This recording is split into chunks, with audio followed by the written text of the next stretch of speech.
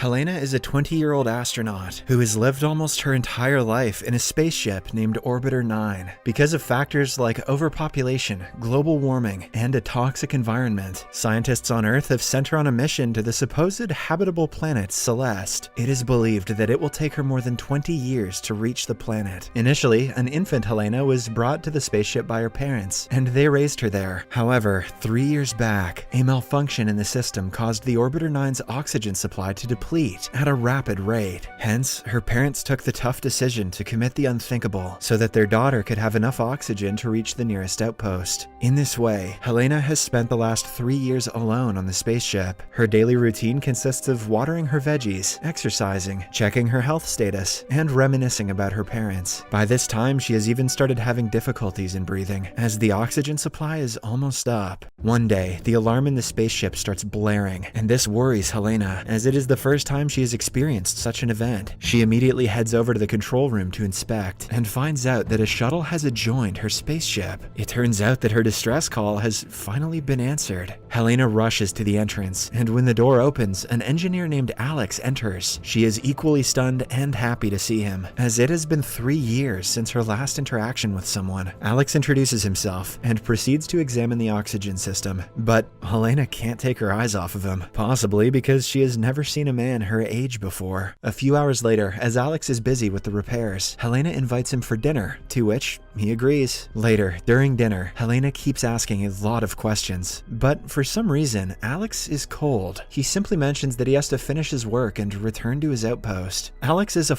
boy in space. The next day, Alex successfully repairs the oxygen system and prepares to leave. That night, while he is sleeping, Helena silently enters his room and gets on top of him. As she is busy staring, Alex wakes up and asks her to get down. But Helena, who has been alone her entire life, mentions that it might be another 20 years before she sees someone again. She then slowly kisses him, and soon, the two have coitus. The following morning, Alex packs all his belongings and departs, without even bidding Helena a proper goodbye. After leaving the spaceship, he enters a strange hallway and then makes his way upstairs. Surprisingly, he comes out of what appears to be a bunker, which is placed in the middle of the woods. Here, we get to know that the Orbiter 9 is not a spaceship after all, and the entire thing is being staged on Earth. In the next scene, Alex gets in his truck and drives through the woods, which appear to be a top-secret facility. We can clearly see that there are more bunkers like Helena's, and the entire operation is known as Project Orbiter. It's like a centrifugal Truman show. Shortly after, Alex reaches the entrance, which is heavily guarded by military personnel. That evening, he heads to the base of operations and meets the project manager, Hugo. Hugo takes out his tablet and shows some statistics to Alex, which reveals that there are in fact 10 orbiters. He claims that the progress is good, and if everything proceeds at the same pace, the real launch to Celeste may happen in the next 20 years. Despite the good news, Alex is upset, as he worries about the 10 test subjects that have been isolated in the orbiters. I wonder how many of them he's coitused. However, Hugo tells him that sacrificing 10 people for the good of humanity is the right thing to do. At night, as Alex is heading home, a news report states that it has been 5 years since the Celeste spaceship disaster. On that fateful night, the spaceship, which was carrying 207 crew members, experienced a sudden mechanical failure just after exiting the Earth's surface. This resulted in a fatal crash that killed everyone on board. The head engineer of the spaceship is revealed to be none other than Alex himself. Ever since the incident, he has been shrouded with guilt and sorrow, as not only did several people die, but humanity also suffered a major setback in their quest to Celeste. The next morning, Alex meets his therapist, Sylvia, who uses a highly futuristic screen to conduct her sessions. With the help of this screen, people on both sides can't see each other, and even their original voice is distorted. All they can see is a computerized wolf, which resembles their facial movements. Unable to hide his depression anymore, Alex reveals about the specifics of his job to Sylvia, and explains how he feels bad for the 10 test subjects. As days pass by, Alex starts getting more and more paranoid. He regularly watches videos and live feeds of Helena, implying that he is unable to shake her from his mind. Then, one day, he finally decides to risk it all. He gets in his car and heads to the facility. Meanwhile, inside the Orbiter 9, as Helena is undergoing her regular health checkup, the alarm starts blaring once again. This surprises Helena as her spaceship is far away from any outpost. Soon, the entrance door opens, and a casually dressed Alex emerges from it. He immediately informs her that they are not in a spaceship, and that they have to escape. But Helena, who is frozen in fear, doesn't speak a word. To prove his point, Alex takes out a hidden camera, and also a microchip planted inside Helena to track her vital organs. He also tells her that he is doing this for her safety. Helena is still in disbelief, but since she has a crush on Alex, she agrees to go with him. The science may not check out, but my hormones do. Before leaving, Alex hacks the camera feed and uploads an older recording of Helena so that no one suspects their escape. Following this, the two exit the Orbiter 9. When Helena steps out of the bunker, she is momentarily dazed and has difficulty walking as she is experiencing sunlight and natural air for the first time. Alex then hides her inside his truck and somehow clears her through the entrance checkup. Later, he stops by a hill and reveals everything about the Orbiter program and how it came into existence. The program was designed to accustom a human to space so that the upcoming launch to Celeste can go smoothly. He also informs Helena that her parents are still alive, but when the latter expresses her desire to meet them, he refuses. Turns out that her parents are also part of the project. Shortly after, the two reach Alex's home, and Helena is surprised to see normal household equipment. She also experiences rain for the first time, and becomes delighted. The following day, Alex visits Sylvia and informs her of what he's done. Worried about her client's safety, Sylvia shows her real self to Alex, and promises to help him if things go awry. That night, Alex takes Helena out and shows her around the city. He buys a variety of meals for her, something which she has never experienced in her isolation. When Helena talks about the sea, he simply takes her to an aquarium and introduces her to different fish. The next morning, Alex leads Helena to his private office, where he has a bunch of computers set up. He explains that it is the place from which he keeps an eye on the orbiters and tracks their progress. Clearly stressed by the breach in privacy, Helena asks Alex how he could be involved in such an inhumane act, but the latter replies that it's for the betterment of humanity. With all the data and statistics gained from the Orbiter project, they will be able to flawlessly send a real spaceship to Celeste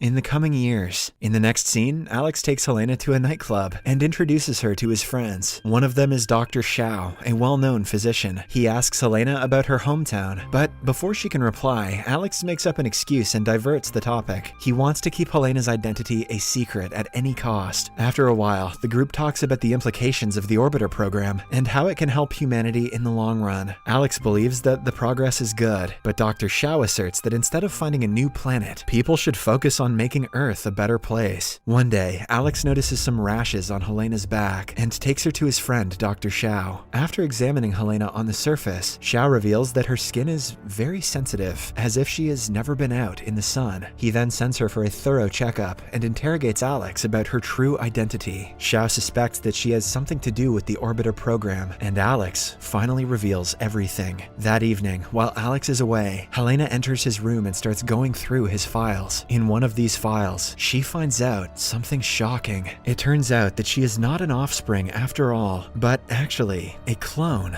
She then flips over some pages and finds the address of her surrogate parents. Devastated by the revelation and the fact that Alex lied to her, she gathers her belongings and heads outside to find her parents. Later, Alex arrives at home and realizes that Helena has discovered the truth about her genetics. He is visibly upset, but can do nothing to find her. Elsewhere, Helena finds her parents and confronts them for abandoning her. The mother, who seems to be caring, tells Helena that although she is a clone, she has the genetics of people from different centuries, making her extremely healthy. Just then, the father approaches Helena from behind and cuffs her to the railing. He then proceeds to contact Hugo, but surprisingly, the mother knocks him out and helps Helena escape. A few hours later, she meets up with Alex and berates him for hiding the truth from her. With no words to defend himself, Alex simply apologizes and hugs her. However, the trouble has just begun. Realizing that Hugo and his people have gotten wind of the escape, Alex and Helena pack their belongings and take off. The next day, Hugo meets up with the chief benefactor of the Orbiter project, Catherine, and briefs her about the situation. As expected, the boss is far from impressed, as one of her valuable assets has escaped. When Hugo asks her for a solution, Catherine orders him to find Helena and kill her. Elsewhere, Alex takes Helena to her longtime confidant, Sylvia, and asks for a place to stay. Being the kind woman that she is, Sylvia gladly accepts. But before she can escort them out, she hears a knock at her door. Outside, she finds Hugo and 2 armed soldiers on the lookout for Helena. It turns out that he rummaged through Alex's apartment and found Sylvia's business card there. The men then barge inside the place and start looking around. Soon, they reach one of the therapy booths, not realizing that the couple is on the other side. Hugo then orders Sylvia to start the screen, and as she does so, Alex and Helena freeze in their place. They do not even blink, because if they do so, the wolf simulation will also move and blow their cover. This goes on for a while, and when Sylvia refuses to hand over the couple, one of the soldiers shoots her dead. This terrorizes the couple on the other side, and they immediately run away. Then, an intense chase ensues on the rooftops, with the couple managing to stay one step ahead of the bad guys. However, they are eventually cornered when they come across a dead end.